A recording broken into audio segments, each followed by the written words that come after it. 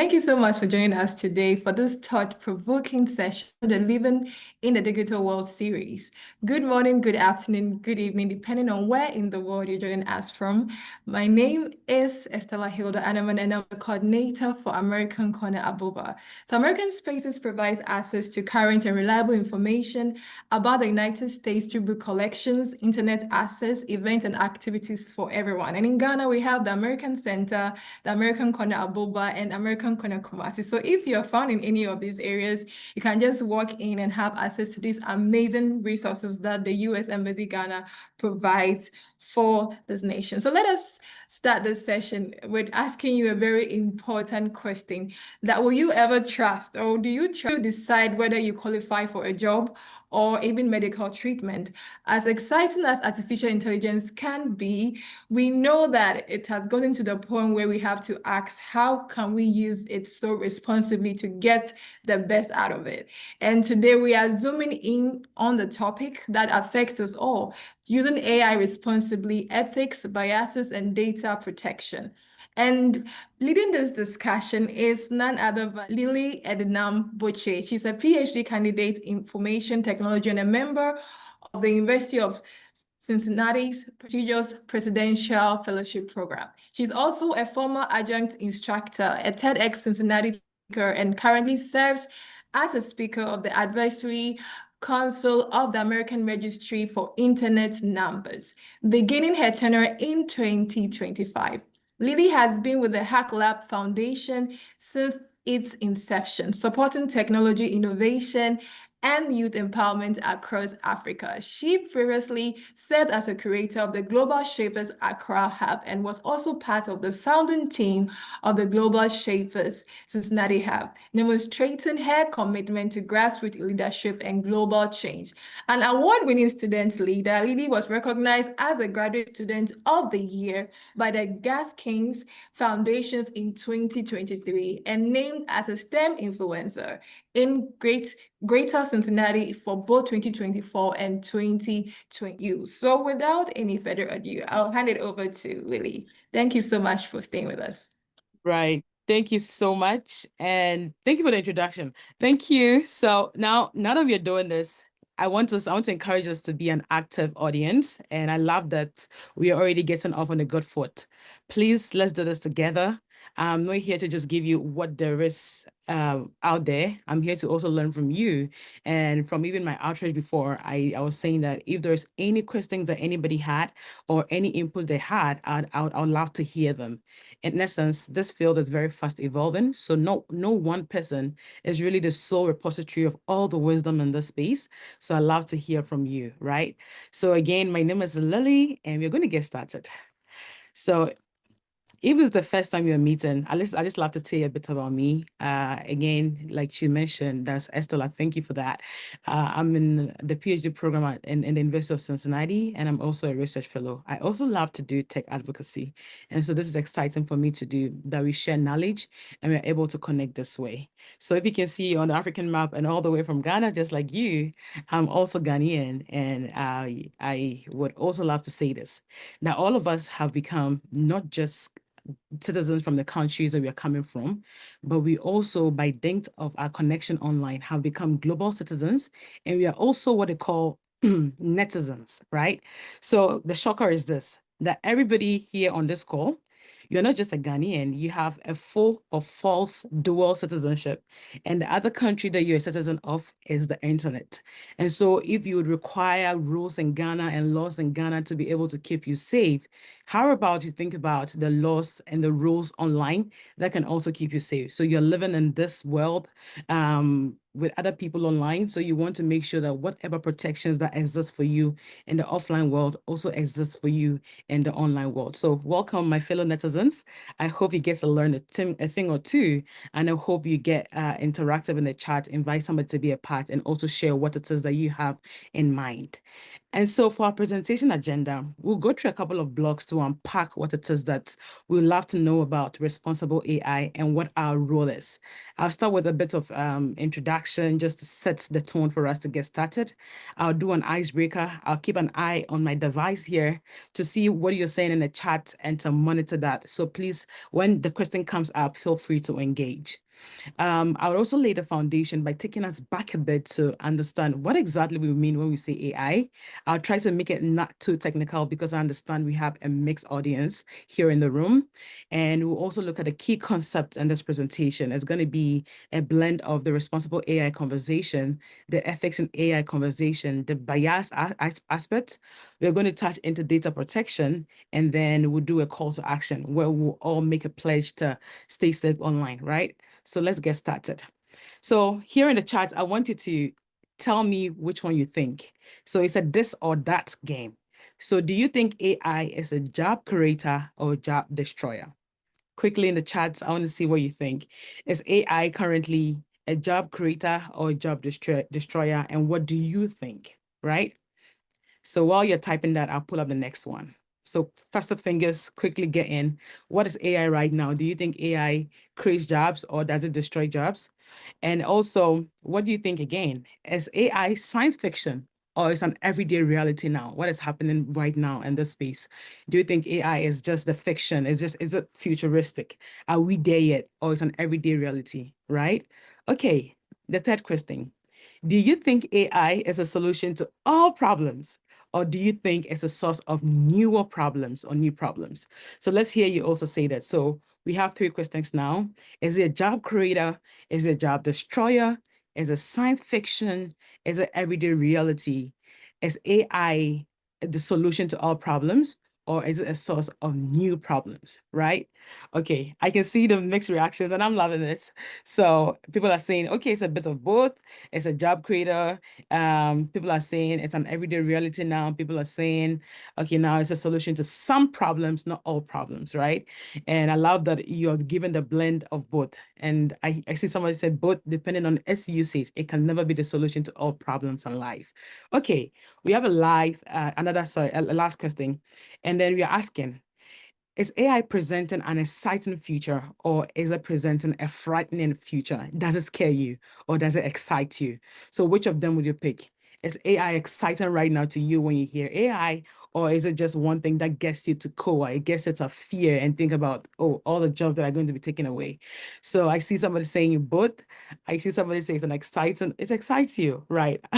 I love seeing that an exciting future. Somebody says exciting for those willing to adapt it and scary to those who know nothing about it. Wow, that is apt. Now we'll move to the next part, but please just keep putting your thoughts in here in the chat because we'll scroll back and we'll look through them. So again, when you think about AI, I just want you to say one thing that comes to mind in the chat. So for example, people have very different views of AI, but when you just think about AI, what comes to mind? What is that one thing? It can be something like a tool, it can be a theory, it can be a principle. But what is that one thing that comes to mind when you think about AI? And I'll be looking in the chat to see what you all have to say. Is there anything that immediately rushes to your mind when you think about AI? Okay, Estella says assistance, and I have Ephraim saying enhancement. Okay, what other thing comes to mind when you think about AI? Anything that comes to mind? Is it even okay? Jetro says advancement. Tosin says automation. Yao says intelligent machine. And Florence says efficiency. Wow, I love that blend. And I'm looking to see something. I love that reduced workload. Absolutely. There's this other thing that people sometimes would have come into their minds, right? Musa says it's an advancement. Okay, so an excitement comes to your mind when you think about AI. Okay. Now, all of these tools we have probably encountered. And I was looking to see if anybody will mention a tool. And I love that you are mentioning the output of AI when it comes to the impact it makes. And so far, it's been good impact. And that is exciting. But like we saw in our earlier this or that game, it can be mixed based on where you're standing and how you use AI, right? So all of these tools, you probably have used it. If you have, you can just give a thumbs up. You can just give an emoji to say, hey, I've encountered this. I've seen this app somewhere, or hey, ChatGPT is my newer best friend, right? Or I use Canva every time. In fact, this slide was made with Canva. I made it with a good blend, and that is what some of the tools we're using right now, right? So when you think about AI, some of these tools will come to your mind, or it will be the outputs that will come to your mind. Like some people have said, hey, I think about AI and I think about reduced workload, I think about enhancement and all of that. But AI has been around in different forms in some of the chatbots that you use, right? Right now, generative AI is getting popular, and that's why we see ChatGPT coming in.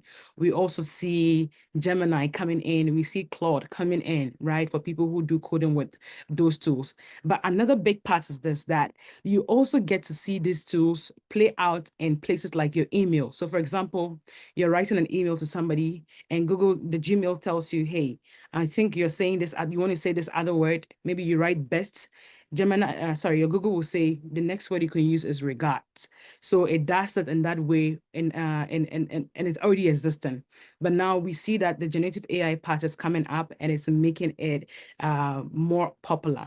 So if you just joined, you're welcome again. We've played 2 games. This is where we are now in the conversation, and we're going to zoom into the presentation now. We have heard from some of our colleagues who have said, hey, when I think about AI, I think of it as a job creator. It excites me. It's an everyday reality, but I think it will benefit people who know how to use and adapt it properly. And for people who aren't using it properly now, they probably would have to learn. And so let's go in to do a bit of conversation, right? And I love that somebody said, hey, now you may almost not get a chance to do anything without AI, right? It's just everywhere. So because it's a Friday, let's do a bit of flashback Friday. And there's this concept called industrial revolutions, where we've had people talk about, hey, the times we're in and the things that are characterizing the times we're in. So if this is your first time hearing it, I'll walk you through what this concept looks like. So what has been out there is that we are constantly evolving with the times. So think about those times where our parents would say, hey, in the past, people used to hit 2 stones together to light a match. So you strike 2 stones together, it lights a fire, and people can use it to strike, can strike maybe dry grass, and they start a fire, and they can use that to cook. They can use that for different things. Those times were there, right? Now let's start through the revolutions and how things have changed. So in the first industrial revolution, people were moving from what we knew as very normative agrarian times to what they were doing now when it comes to like handicraft economy. So they moved into the era of like steam power, where people were doing mechanized textile production. So there was an onset of a certain part of automation in those times. So for people who were very much what they called cavemen, moving through life, automation was setting in and it was getting exciting.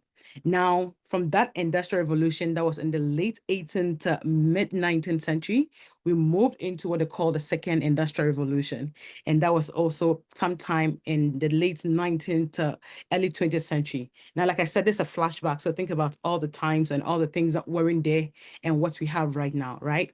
So in those times, they saw a lot of electricity coming up. They saw a lot of factories and homes, and the assembly line and production was getting heavier because there was a lot of demand, right?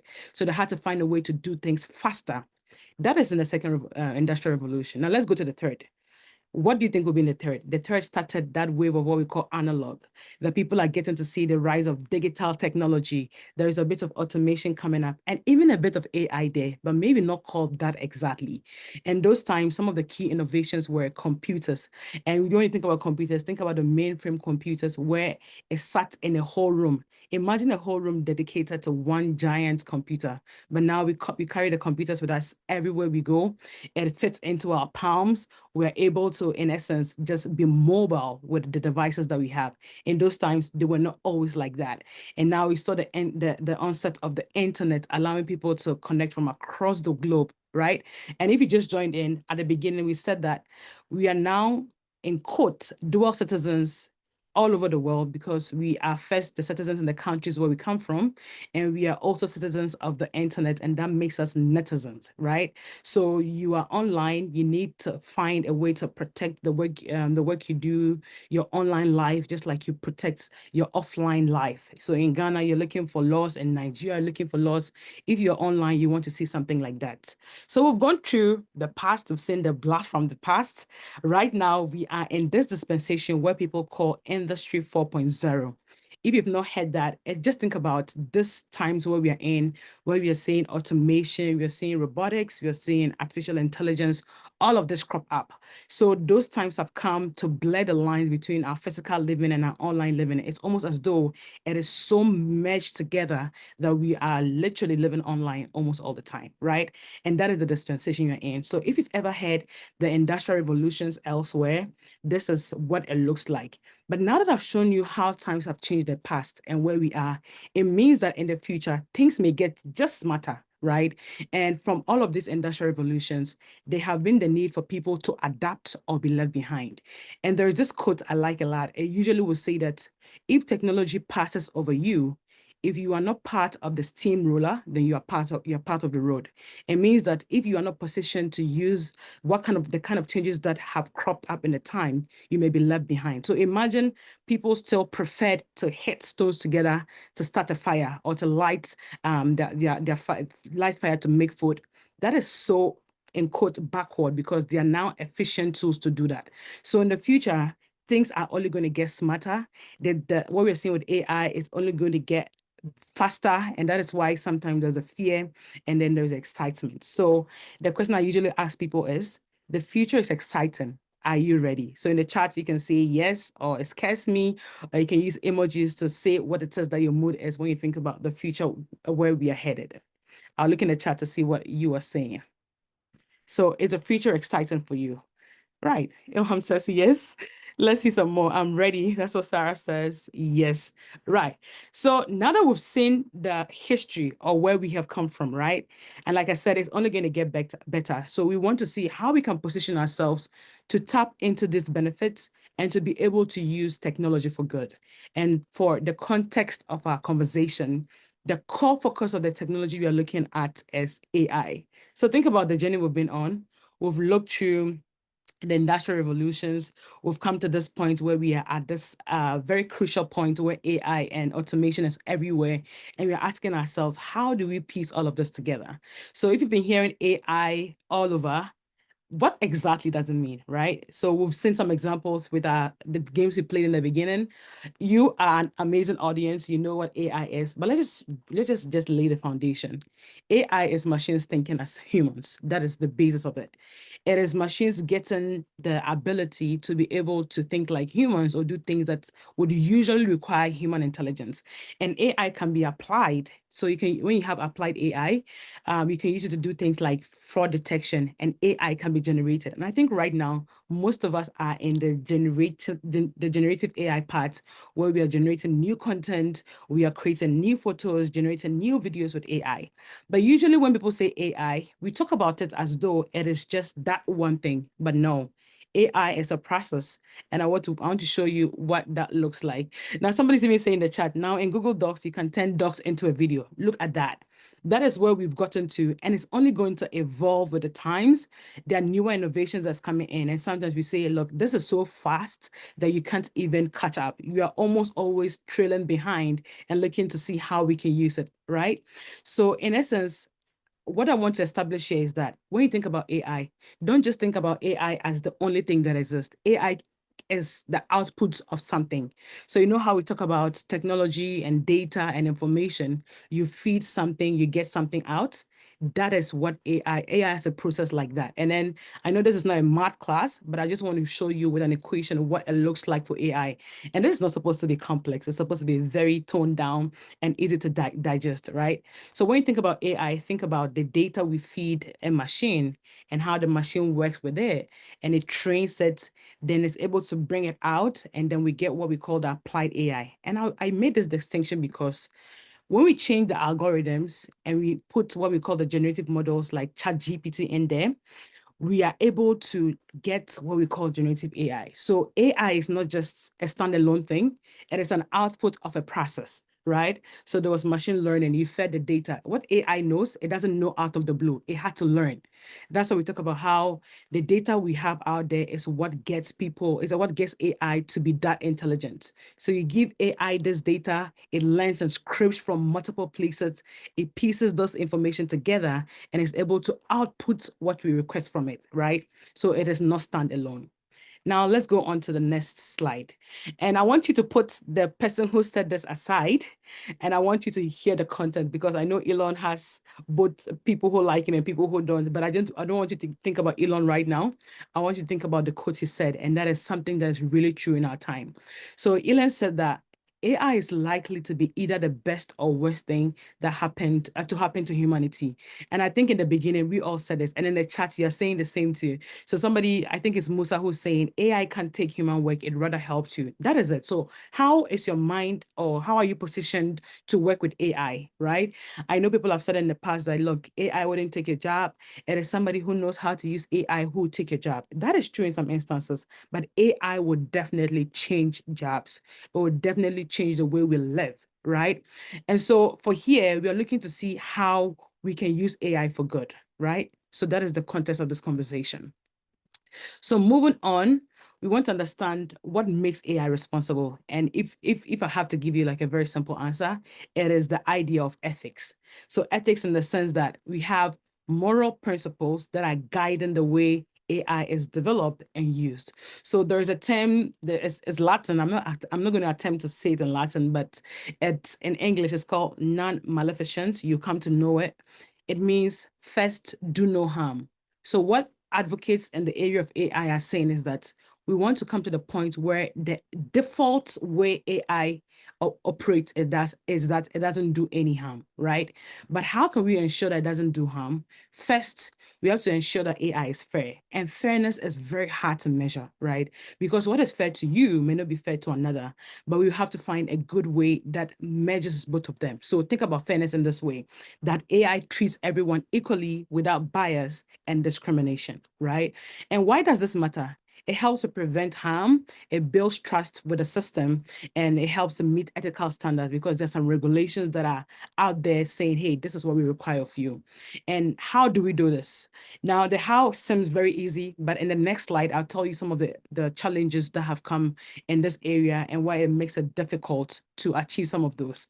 So how you can make AI fair, some examples is you use diverse data, you be able to detect and fix biases, you involve inclusive teams, right? So think about maybe a conference to talk about children and the needs of children, and all the people in the room are 50-year-olds.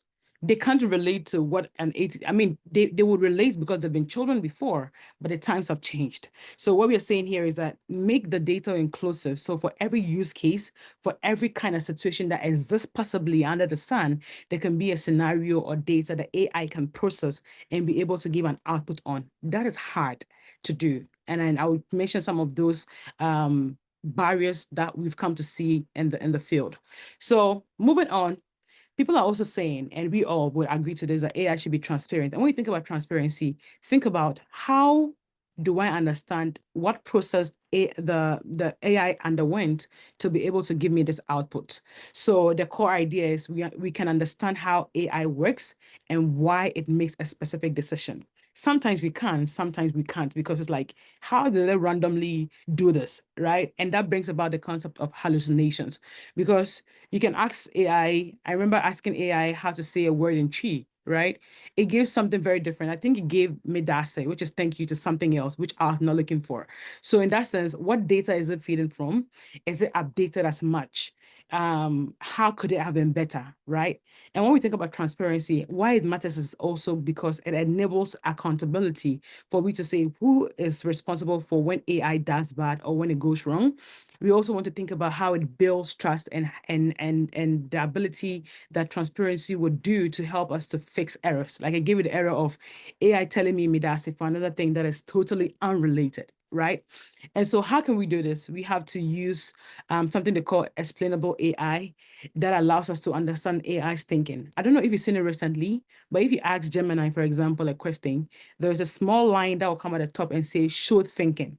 It will show you the things that it went through to be able to arrive at an answer. Sometimes you understand it, sometimes you don't, because oftentimes there's just really a lot of tech jargons that are not too human friendly, right? But if you are in the space, you probably would understand it. So let's look at the other part of ethics, right? Is accountability. So in that sense, we are looking at, hey, what's a clear responsibility for AI's action, and what mechanisms exist to ensure that it's able to address harms? So if AI wrongs you in a certain way, how do you ensure that you get maybe it gets there's some consequence, or how do we who even take the consequence? For example, I don't know if you heard, but very recently there was a mom who was suing, I think there's a mom who was suing uh, ChatGPT because her 14-year-old son was dating ChatGPT, and when they broke up, this young guy took his life. Who is to blame, right? Who takes the responsibility? Now that I gave this example, now think about whose responsibility it is. Now this child has lost their life. Their mom is frantically looking for answers, but who takes the responsibility, right? And so that is one thing where we talk about accountability when it comes to AI, and how ethics allows us to think about responsibility in that way. And so why does this matter? It ensures that someone is answerable, like somebody is supposed to take the blame, and somebody is supposed to get the repercussions that come if there are harm that are committed. And if there are good that is committed, if there's good that comes out of it too, we should be able to celebrate those good. Now there's also how it encourages safe AI. We talk about trust and safety online, right? And so in essence, that is what we are encouraging when we talk about accountability. Now, how do we do this? Some of what we've seen online and in research is that we want to be able to establish clear governance, right? Who owns what? Who does what? We want to be able to conduct regular audits. We want to test. We want to see where it fails. We want to see where there are hallucinations. We want to see where it can be better, right? And we want to be able to develop legal frameworks to be able to say, hey, this is the consequence if this goes bad, right? And we also want to have humans in the loop, because you can do many things, but what a human will contribute is very important. So now that I've mentioned this, I had mentioned that it is pretty much easy to say, hey, we have to do it this way, but there are common challenges. And if you think about what we said, first, do no harm, which is the idea of non-maleficence, it's like we want to get to the point where AI is inherently good. That means by default, it's built to be good. But how easy is it to do that, or how hard is it? Now, it's very hard because it's hard to measure and prevent harm. Harm means different things to different people. And when you need different demographics to be able to create use cases and scenarios for in order to build for them, especially, right? For people, different ages, people in different geographical representations, people whose cultures demand different things, you have to put all of that into perspective. Transparency to the same thing. What does transparency mean to you? It would be different from what it means to another person, right? Somebody will say, hey, I want this level of detail. Somebody will say, hey, I don't have to see all of that, right? And now we see that there's a lack of tools to be able to do and measure this correctly. And when we talk about fairness and justice, this is actually one of the very hard things to measure, because what is fair to you may not be fair to another person. So how do we operationalize fairness? Right. And in our earlier context, we mentioned that fairness is without bias, without prejudice, and literally without discrimination. But are we able to achieve that 100% of the time? Maybe yes, maybe no. And then we'll go to the other context about responsibility, and we just saw it. Who takes the responsibility, or who is responsible, or who is answerable for certain times when AI goes bad? In that instant, we want to be able to step back and say, hey, this is the due diligence of this particular group of people who have built this AI, or for parents, or for users. Today, for the context of our conversation, I want us to think about the users and our responsibility, because that is how we want to move move forward in our usage of AI to make sure that we also have some control about what it is that we consume online and how we use it. And our privacy, the big old privacy. I mean, privacy has been with us all our lives. It is why we enter a doctor's office and the doctor shuts the door. Why? Because there are certain things about your diagnosis that only you have to hear. So if you can do that in the offline world, in the online world, for what the things that you deem as private to you, the information and data that you think is private to you, it has to also be kept private. And how do we do that? There is the idea of data protection and consent, but sometimes we don't always get that, right? And so those are some of the common challenges. Now, let's use some scenarios. And I was using some Ghana-based examples, but this really would relate to many people in the African continent and who knows, even the world at large. So think about maybe an AI-powered system for crime prediction in a Ghanaian city, say Accra, right? And if this AI tool is not ethically developed, it could lead to over-policing of certain neighborhoods. So think about it. Somebody talks about a certain area in Accra where they come from, or in Lagos, or in Nairobi, or in Jamina where they come from, right? Your idea of them would change based on what it is you've heard about those people. So it is what we are saying, that there are some offline injustices and prejudices and biases that if we don't build AI ethically, we'll just bring all of them online. And because this space is wider than the little spaces we're in, it catches fire a lot, right? So think about this example. If we don't build it ethically, we would in essence be profiling people wrongly when based on where they're coming from, for example. And there's also the scenario about, and on a global scale, there's a trolley problem. This is very theoretical. So I'll just say, hey, let's just break it down in this way. People across the globe think that being right, or what is fair and what is right, means different things to different people, right? So for example, we have what we call self-driving cars. I saw one in San Francisco, and I tell you that there's nobody in the car. It just really goes on its own. Just call it and sits there and it takes you, right? So now, in case there was an accident, who does the car prioritize? So maybe there's an unavoidable accident, right? Who does the car prioritize? Is it running into maybe 100 people, or maybe going to run into one person? So in that case, you'd be like, okay, if it runs into 100 people, that's a lot of people who will be hit. But if it runs into one person, that's just one person. But in all instances, there is some bad that is happening. So what would you say that is a good situation or not? So these are the ways that we want to think about AI and say, hey, how do we define and build ethics into AI in a way that it supports humans, it protects humans, and makes sure that users are pretty much protected. Now that I say all of this, it's important for us to know that, look, there are some emotions, some thinking, some experience that only humans can bring on to a situation, right? So your emotions, the context you've seen in the past, the patterns you've seen, humans in the loop will be able to help AI to make sure that it is helping us build for good and not doing things that will not protect the users, right? So now we've spoken about ethics. We've seen some of the things that we are demanding when it comes to ethical and responsible AI, but we also have the issues of biases, right? And what exactly is bias? You've been hearing it a lot, but it's just when AI systems create unfair or discriminatory results, right? So, like I said, somebody just mentions where they're coming from or even the tribe they're from, and we already have an idea. AI also does something like that. So some of the bias comes from data that is fed. The data that is fed in the past, the data that is used to train AI, it would in essence be able to either think for good or for bad, for example. So what you feed AI is what it brings out. So think about the idea of garbage in, garbage out, right?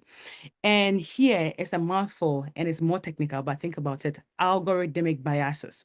So algorithm is that set of tools, the set of steps that a system will follow to process something and give you an output, right? So if there's a flaw in the way it's designed, it would give you flawed results, right? So that is one place where bias comes from. And there's also bias that comes from the humans. Like I said, we as humans have biases in our minds already. We have what they call unconscious biases. So somebody speaks and the person has an accent and already like, oh, you're from here. it may be true or maybe not. And sometimes it is good and sometimes bad because your idea of where they're coming from can already build a profile in their mind. So biases can come from also humans. So the developers, for example. So a developer from somewhere in the world who unfortunately is racist will code things that support only them. And we've seen examples. Oh, and you see, I'll give you an example here in this scenario. So let's see some scenarios to unpack some of the biases that I just mentioned. And I think Estella hinted this in the beginning of the conversation. So this, like I said, can apply to you if we're in Ghana, in the Gambia, in Nigeria, across the globe. So imagine we build a tool, right, to be used by, say, a Ghanaian or a Nigerian company, and then the company wants to screen applicants. If the data used to train the AI reflects historical, gender, or tribal biases and training, the AI would inadvertently discriminate against qualified candidates. So in Ghana, we have certain thinking, unfortunately, about people from different places. And if we pick that data that already exists and we do not watch to make sure that they are we clear it, and we do not make sure that all of these biases are out of it before we train the data with, would profile people wrongly, and people who are qualified for roles may not really get the roles, right? We've seen it in places. And I'll give a global example and link it to what we have here at facial recognitions. There are people who went for protests and their faces were captured. They were profiled. And when it came to their immigration status in the US, they were picked out of the protests and they were deported. Why? Because they're saying, hey, you're an immigrant. You shouldn't be joining chaotic protests. I mean, if it's peaceful, good.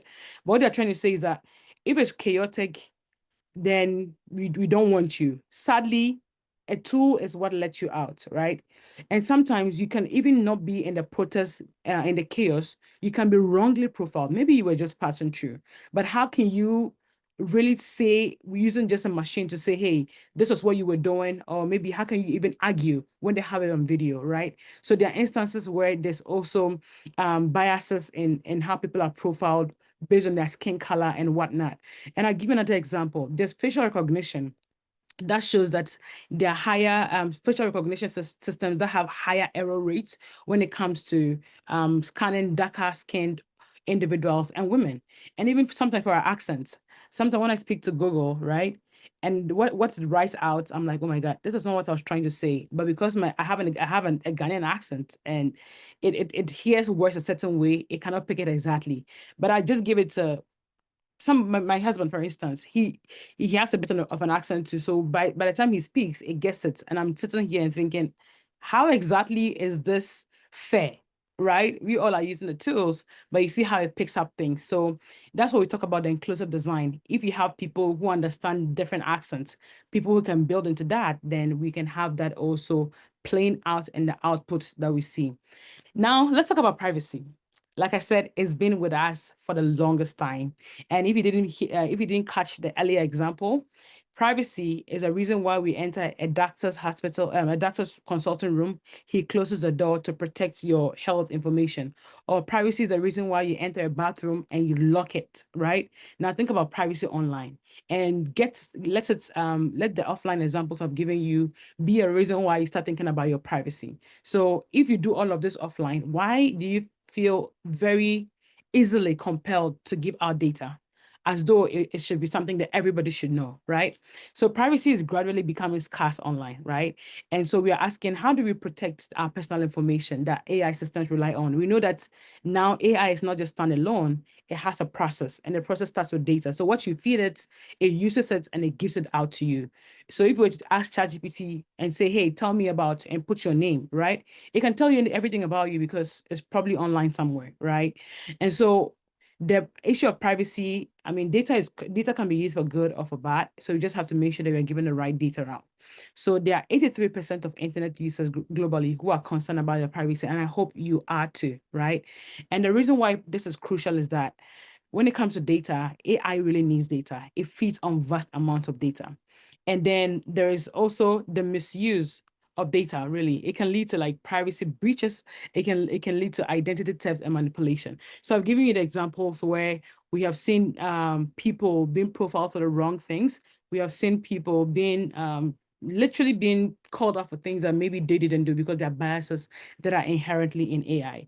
Now, when I talk about privacy, I usually like to say that when it comes to the issue of privacy online, we deal with one of the most complex variables in the world, and that complex variable is you, the user.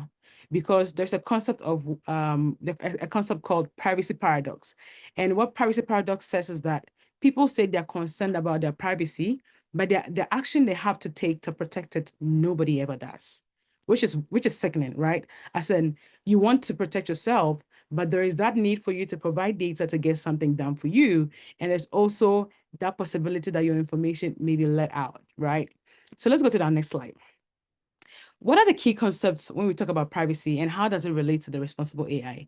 There's the issue of consent, right? So if you were signing up to, say, a platform, maybe Facebook or Instagram, right, and they ask for your data, you want to read some, it's very hard to read. I can say I don't read everything in the terms and conditions. They are so lengthy, they are legal based, the tone is legal, I don't understand it fully, and so I just click agree and move on. But I think times are changing, and then there's sometimes the ability for you to summarize and see what it is that they're collecting. So the consent part, is it clearly stated what they want the data for, and what is another what techniques do they have to be able to anonymize for pseudonymization, which is the idea of like literally making your idea, covering it in such a way that it's not leading directly to you. People also talk about data minimization, where you collect exactly the data that you need. And I'll give you a funny story. Somebody had made a tweet one time and said, hey, my calculator app is looking to connect with my contacts, or is asking for permission to connect to my contacts. And you're wondering in your mind, what exactly does a calculator app need to do with contacts, right? It's exactly that. Like, we have to gather the information that we need for that particular app and for what we want to do on those apps, and no more data. If you don't need it, don't collect it, right? There's also the idea of data security, where we are protecting data from unauthorized access. And that is pretty much a very core of privacy. You think about what they call the CIA triad. It's like confidentiality, integrity, and then accessibility, right? Now, you want to talk also about data governance, the policies and procedures for managing data. And here I want to bring the example of the Ghana Data Protection Act. It exists and it sits with the Data Commission, and it's in a way to protect how people's personal information is used. And let me give you this example. You relate to it. Last year, we had an election, right? Or in fact, last year into this year, there was an election. And sometimes you get a random test from all of these political candidates, and they're saying, hey, vote for me. Your mind is going, how did they get my contact? And did I subscribe to receive any messages from them? Who has my data, and what are they using it for? Sometimes you get all of these random emails from different people, and you're wondering, from which application did that come from? Who sold your data to them, and how did they have access to it? So there's so much that exists in this space that can be scraped. And for example, for mobile money transactions of late in Ghana, there's been so much fraud in that space. And one of the things that we usually will hear is, hey, somebody called and said I should give access to this, or said they were from MTN or from this other telecom company, and they needed this information. Then it gets you thinking, hey, how exactly is the data being protected? When they are collected, where is it stored, and who has access to it, right? And on the global level, we have what they call the GDPR, and GDPR stands for General Data Protection Regulation. It is a global regulation, but it's pretty much in Europe. If you were working with any European company, they want you to work within the confines of GDPR, that you are protecting the data you're collecting from these users, and that you are sticking to the regulation and you see it to the end. So, like I've mentioned, it's a shared responsibility. Usually people will say it's a multi-stakeholder approach to ensuring responsible data. And how can we get started? We want to look at the diverse teams that can come in to make AI inclusive. If you have different ethnicities coming in, they're able to you can build a development team that understands humans, understand the different genders, and they can contribute to outputs that are pretty much universal. And for ethical AI and ethical AI guidelines and regulations, I can't stress that enough. Somebody has to be answerable. Somebody has to be responsible for everything that comes out, whether good or bad, to what AI is producing now for users. And test, and test again, the auditing. The times are evolving, if there's something that has come in and we see that there is an issue, there should be the ability for regular checks to be able to make sure that there are no unfair outcomes with AI. The transparency and explainability tools, developing AI that can explain its reasoning. Like I said, now you can see the sure thinking. Sometimes you can understand it, other times you can't. And then there's the educational awareness. And I'm glad that we're having this session because, like I said, we learn from each other. And this is a way to remind us. Maybe you know already, but this is just like your reminder to act on the things that you know and you've not probably implemented. So empowering people, empowering others to be able to also think about AI and how it's used is also helpful. So now that I've mentioned this, I think I mentioned human in the loop. Like I said, there's some human emotions and human experience and context and patterns that will be helpful in AI to be able to make very fair and sometimes very just outcomes when it comes to building AI, right? Because we have some context from the past, and humans in the loop ensures that we're able to do things that are pretty much fair. Now, an example. So who knows where Dr. Yao Amwa works? Recently, he's been in the space a lot. We see a lot about Dr. Yao Amwa. So who can guess which office he works in? You can type in the chat quickly. So have you heard about Dr. Yao Amwa? Which office do you think he works in? And then I'll tell you why I'm asking about Dr. Yao Amwa. If you don't know, also feel free to tell me in the chat you don't know who he is, right? And then I'll walk you through why it is I'm talking about Dr. Yao Amwa. So do you know him? Do you not know him? If you know him, thumbs up. If you don't, thumbs down. Don't know. Okay, cool. Let's see. I'm seeing in the chat and seeing what people are saying. So he currently runs the Ghana Shippers Authority. And the reason why I'm telling you this is that he really doesn't exist. And so you probably will see this and think this is a real human. It's not. I literally just looked for an image of a minister online, a Ghanaian minister online. I found an old photo of Dr. Yao Ose Duchum. He's a former MP, former minister and now current MP. And I told ChatGPT, make an MP out of this photo. And ChatGPT made this photo. Now, where I'm leading this conversation to is the fact that we also have to take some steps. So what's the step you have to take? You have to be a critical user.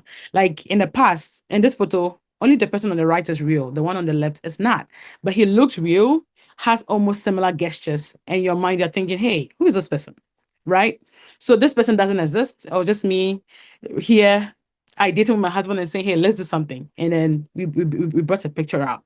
So be critical as a user. You don't trust blindly what AI says. You want to question its output. Very recently, ChatGPT brought out the right? Somebody said I was skeptical about his eyes, or yes. And that is why being critical is important. If you take some time to look at it, it feels very polished for a usual photo, right? So it's why you want to take the time to get through it, right? You want to take the time to look at things you see and look at it properly. The SMS you receive, the emails you receive, be very critical before you jump in, right?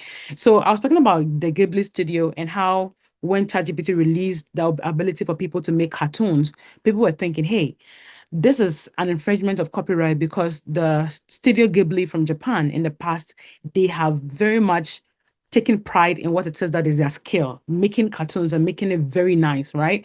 And so when I was speaking to my friends online and people who work in the space, some of the things that they were encouraging is that as a user, how you can join in the use of AI responsibly is that you don't present AI generated images as your official image or just say, hey, this is my work, even though you made it with AI. You want to be able to cite the source and say, hey, this was made using AI. It's fine.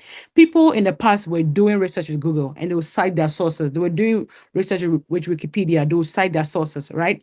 So all of those are to say that we are in this time where you can use AI, but do cite it.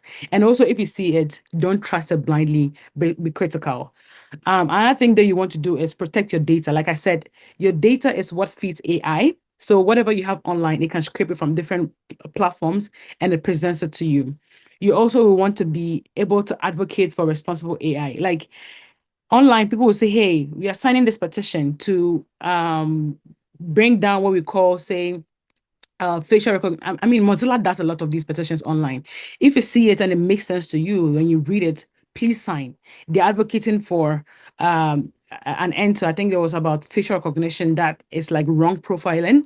They also would talk about even, I think, very recently they were joining Sweden.